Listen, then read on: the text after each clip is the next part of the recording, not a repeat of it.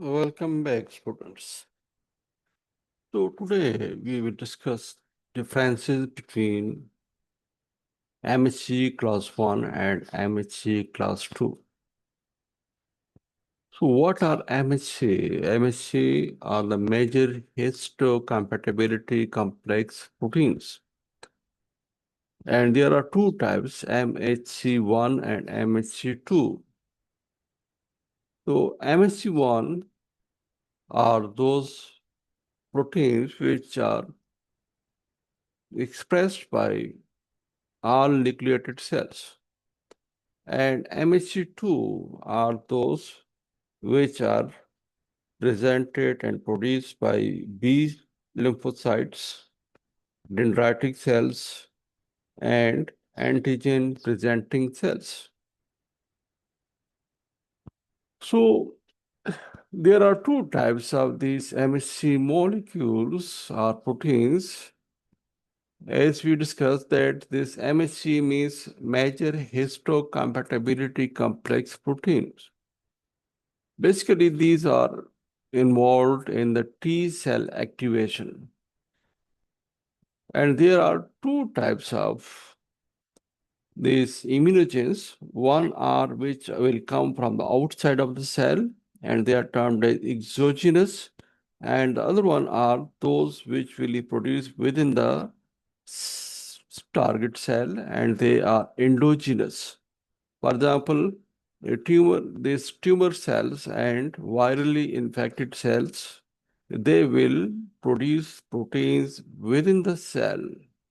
These foreign proteins will be produced within the cell, and therefore they need different proteins.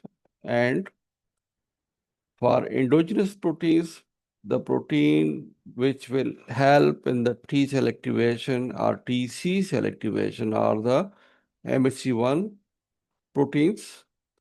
And for exogenous proteins, there will be TH cells which will respond. And for a TH cell activation, it needs MHC-II. Here in this figure, you can see that this one is the class 1 molecule of MHC. In it, we see that there are two polypeptides. One is the long one, which can be have this alpha 1, alpha 2, and alpha 3 parts. And then it have this transmembrane region. And then it have this cytoplasmic region. So most of this part of this protein is outside the cell, but it is membrane bound. It is bound with the plasma membrane. So it has a long polypeptide chain and a small polypeptide chain, which is termed as beta-2 microglobulin. So in it, we see that there is a peptide binding cleft. So basically, the T cell epitopes are hydrophobic in nature, and they are in the core of protein. They are not on the surface of the protein. They are buried within the protein. Therefore, it need to be processed. This protein had to be processed, and then this epitope of the T cells will come out after degradation of the protein with help of proteases. It will produce fragments of about 10, 12, or 13 amino acids, and these fragments are epitopes of T cells, and they will bind with the peptide binding cleft. So you can see that in the MHC1, it has this peptide binding cleft between these alpha 1 and alpha 2 regions of the polypeptide chain. So it has this one long polypeptide chain and a short beta-2 microglobulin, and have this peptide binding left where the process protein will bind, and our process peptide will bind, and it will help in the activation of TC cells specifically, because TC cells will respond, specific T cells will, TC cell will respond to these peptides. Because just like antibodies, the T cells will have T cell receptors, and these T cells receptors will specifically, they will bind specifically with this process protein. Then we come to the MHC-II, and in the MHC-II, you can see that it is more symmetrical structure. It has these two peptide chains, and each one will have alpha 1 and alpha 2 and beta 1 and these beta 2 regions, and have this transmembrane regions and this cytoplasmic tail. And here you can see that disulfide bridges are also involved, and also it have this peptide binding left. So as we discussed that these two proteins, we discussed the function. The function is T cell activation. We discussed the cells that will produce, that are B cells and dendritic cells, and the antigen presenting cells will produce MHC-II, and these all nucleated cells will produce MHC-I, and basically that MHC-I is involved in the TC cell activation, and MHC-II is involved in the TH cell activation.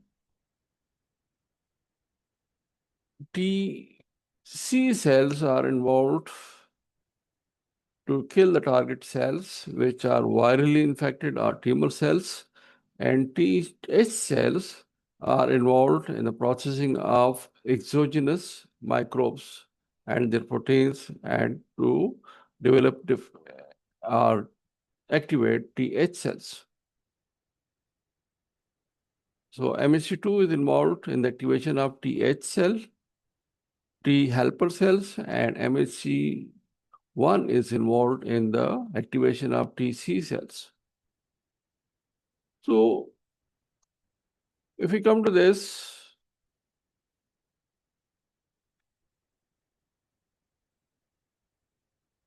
so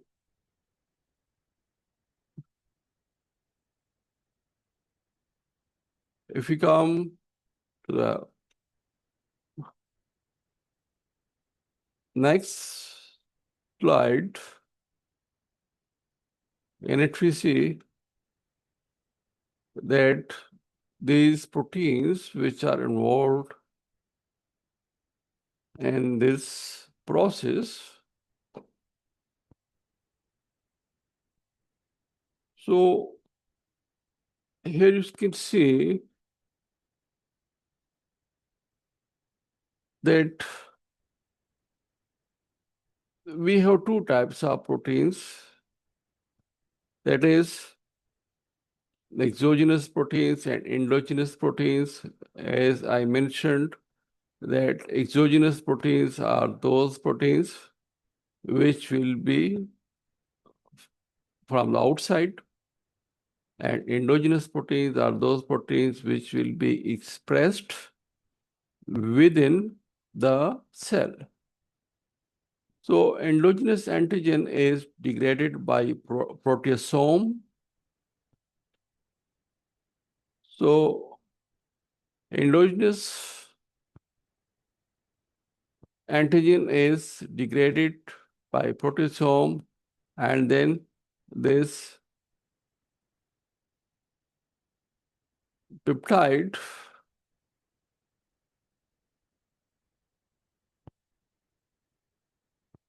so then we see that peptide is transported to the rough endoplasmic reticulum through this TAP, and then here we can see that this process protein, it will bind with this MHC-I, and then it will be taken to the Golgi complex and then to the secretory vesicles, And you can see that this is the MHC-I, and MHC-I have this beta-2 microglobulin protein with it, and this larger subunit. So when we see that, then it will come to the secretory vesicles, and then it will come here, and then it will come to the outside. So endogenous antigen is degraded by proteasome, peptide is transported to endoplasmic reticulum via TAP, and then class 1 MHC alpha chain binds calnexin, then beta-2 microglobulin, calnexin dissociates, and then this ERP57 bind, MHC captures peptide and chaperones dissociate. So anyway, this calnitidine and ERP57, they will dissociate and the process protein fragment will bind here at the peptide binding cleft at this region, and then it will come to the Golgi complex and then secretory vesicles, and then it will come out to the outside of the cell. In case of this exogenous proteins, this MHC are involved. So class 2, MHC alpha and beta bind invariant chain blocking binding of endogenous antigen. So there will be this invariant chain here to block this peptide binding cleft. Then this MHC complex is routed through Golgi to endocytic pathway compartments.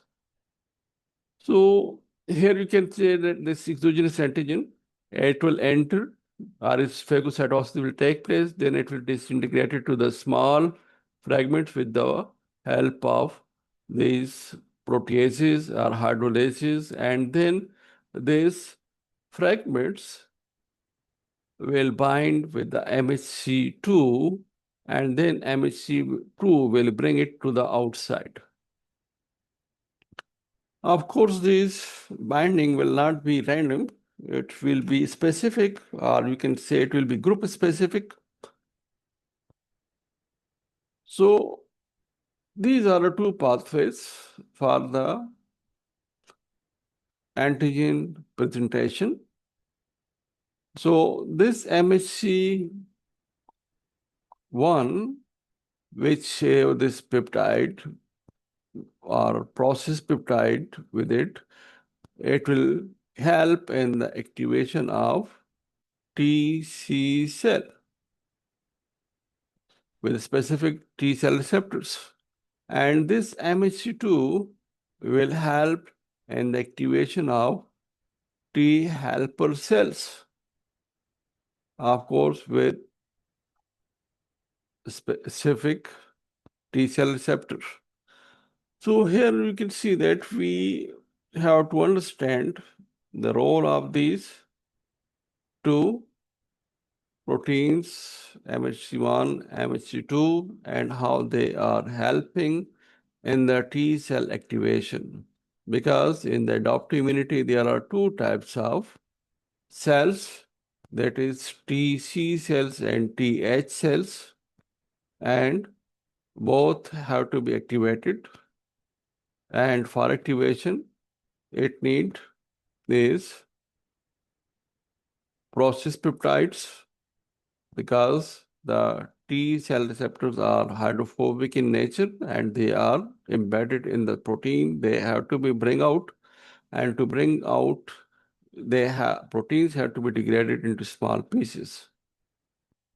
So thank you for joining.